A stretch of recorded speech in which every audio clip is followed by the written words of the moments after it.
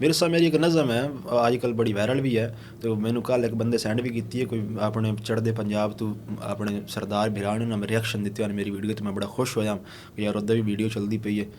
ਉਹ ਮੈਂ ਤੁਹਾਨੂੰ ਨਜ਼ਮ ਸੁਣਾਉਂਦਾ ਹਾਂ। ਵਿਰਸਾ ਸਾਡਾ ਵਿਰਸਾ ਯਾਰ ਵਟਾਵਣੀ ਪੱਗ, ਸਾਡਾ ਵਿਰਸਾ ਰਲ ਕੇ ਸੇਕਣੀ ਅੱਗ। ਅੱਛਾ, ਪੱਗ ਵਟਾਵਣ ਦਾ ਸ਼ਾਇਦ ਕਿਸੇ ਬੰਦੇ ਨੂੰ ਪਤਾ ਹੋਵੇ ਜਾਂ ਨਾ ਹੋਵੇ। ਇੱਥੇ ਸਾਡੇ ਪੁਰਾਣੇ ਦੌਰ ਦੇ ਵਿੱਚ ਜਿਹਨੂੰ ਬਹੁਤੀ ਦੋਸਤੀ ਹੁੰਦੀ ਨਾ, ਉਹ ਆਪਣੇ ਆਪਣੀ ਪਗੜੀਆਂ ਵਟਾਉਂਦੇ ਹਨ ਕਿ ਯਾਰ ਇਹ ਪਗੜੀ ਮੈਂ ਆਪਣੇ ਸਿਰ ਤੋਂ ਤੇਰੇ ਤੇ ਰੱਖ ਛੱਡੀ, ਹੁਣ ਤੂੰ ਆਪਣੀ ਜਾ ਕੇ ਮੇਰੇ ਤੇ ਰੱਖ ਛੱਡ, ਹੁਣ ਅਸੀਂ ਭਰਾ ਬਣ ਗਏ ਹਾਂ। ਸਾਡਾ ਆਪਣਾ ਜਿਹੜਾ ਨਾ ਖਾਨਦਾਨੀ ਰਿਸ਼ਤੇਦਾਰੀ ਬਣ ਗਈ ਹੈ। ਬੜਾ ਹਯਾ, ਪੱਗ ਵਟ ਭਰਾ ਬੜਾ ਹਯਾ ਕਰਦੇ ਹੁੰਦੇ ਹਨ। ਅਕਸਰ ਲੋਕਾਂ ਨੂੰ ਨਹੀਂ ਪਤਾ ਇਸ ਸਕਾਫਤ ਦੇ ਬਾਰੇ, ਇਸ ਵਿਰਸੇ ਦੇ ਬਾਰੇ, ਲੇਕਿਨ ਮੈਂ ਸਿਰਫ ਦੱਸੀ ਇਸ ਵਾਸਤੇ ਕਿ ਲੋਕਾਂ ਦੇ ਜ਼ਿਹਨ ਦੇ ਵਿੱਚ ਕਨਸੈਪਟ ਬਣ ਜਾਵੇ ਕਿ ਇੰਝ ਵੀ ਗੱਲ ਹੁੰਦੀ ਆਈ ਔਰ ਇੰਝ ਦੇ ਰਿਸ਼ਤੇਦਾਰ ਮੁੜ ਪਾਏਦਾਰ ਹੁੰਦੇ ਹਨ।